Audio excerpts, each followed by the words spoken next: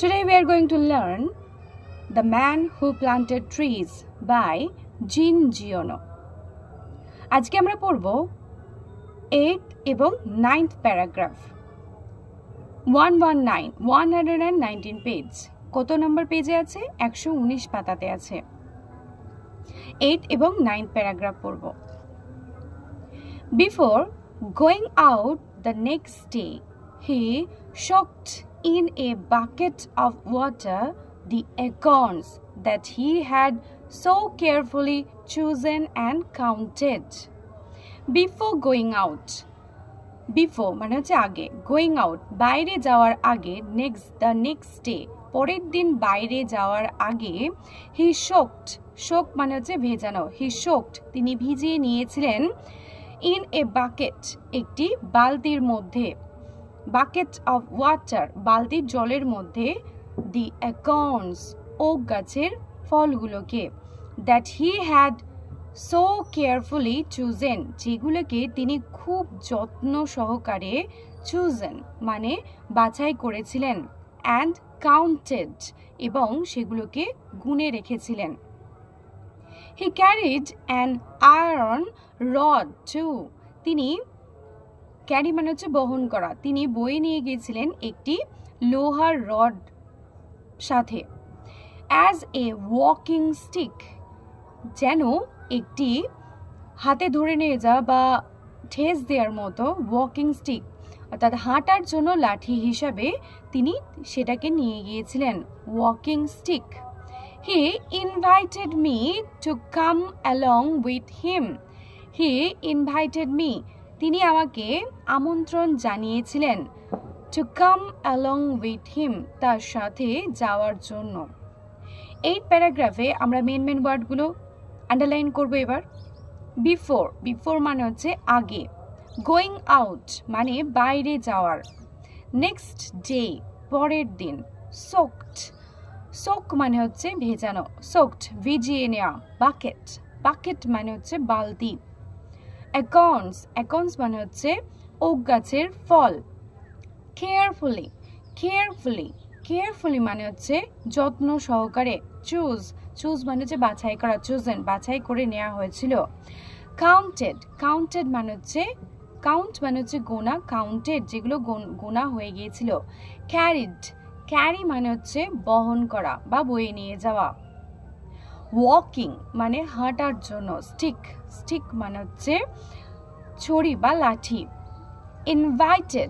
Invite মানে হচ্ছে আমন্ত্রণ জানানো, এটা ইনভাইটেড আমন্ত্রিত ছিল, অ্যালং উইথ মানে কারোর সঙ্গে যাওয়া। এবার আসছি আমরা 9th প্যারাগ্রাফে। Having arrived at the place he had been heading for, he began to pound his iron rod into the ground. Having arrived at the place সেই জায়গাতে পৌঁছে, কোন জায়গাতে? he had been heading for যেই জায়গাতে তিনি মনস্থির করেছিলেন যাবেন বলে, heading for মানে মনস্থির করা। he began to pound মানে হচ্ছে জোরে জোরে আঘাত করা, he began তিনি শুরু করেছিলেন আঘাত করতে জোরে জোরে, his iron rod তার লোহার রডটিকে, into the ground মাটির মধ্যে। This made a hole in which he placed an acorn. This made এই আঘাতটা কি করেছিল?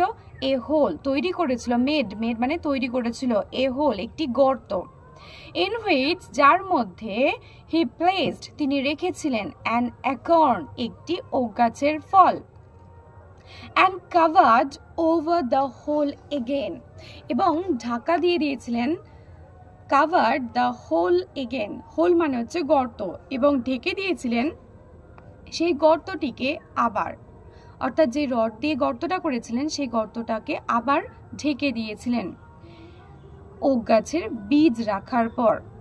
he was planting oak trees. he was planting তিনি বসাচ্ছিলেন ওক গাছ। in this way he planted his 100 acorns with great care.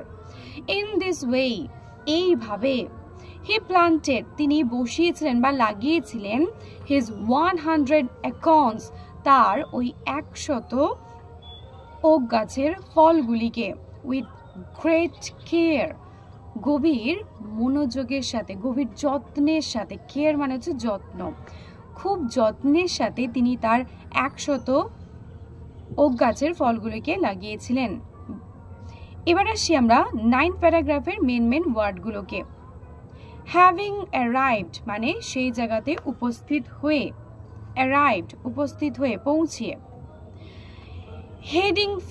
Heading for মানে হচ্ছে মনস্থির করা বা কোনো কিছু আগে থেকে স্থির করা বিগিন মানে শুরু করা বিজ্ঞান মানে শুরু করেছিল পাউন্ড মানে হচ্ছে জোরে জোরে আঘাত করা পাউন্ড মিন্স জোরে জোরে আঘাত করা গ্রাউন্ড মানে হচ্ছে ভূমি গ্রাউন্ড মিন্স ভূমি মেক মানে তৈরি করা মেড মানে তৈরি করেছিল প্লেসড মানে হচ্ছে রেখেছিল প্লেস মানে জায়গা এখানে প্লেসড মানে রেখেছিল কাভার্ড মানে হচ্ছে ঢাকা ঢেকে দিয়েছিল এগেইন মানে হচ্ছে পুনরায় হোল মানে হচ্ছে গর্ত প্লান্টেশন মানে হচ্ছে চারা গাছ লাগানো এখানে প্লান্টিং মানে হচ্ছে চারা গাছ লাগাচ্ছিল গাছ লাগানোকে বলা হয় প্লান্টিং গ্রেট কেয়ার মানে গভীর যত্নে বা প্রচুর যত্ন সহকারে অনেক যত্ন সহকারে এই ছিল আমাদের 8 এবং 9 প্যারাগ্রাফ এখানে যদি তোমাদের কোনো প্রশ্ন থাকে তোমরা অবশ্যই জিজ্ঞাসা করতে পারো আর ভিডিওর স্পিড অবশ্যই তোমাদের নিজেদের সুবিধা অনুযায়ী কমিয়ে নিতে পারো সেটিংসে গিয়ে এবং তোমাদের যে কোনো প্রকারের প্রশ্ন তোমরা কমেন্টের মাধ্যমে করতে পারো থ্যাংক ইউ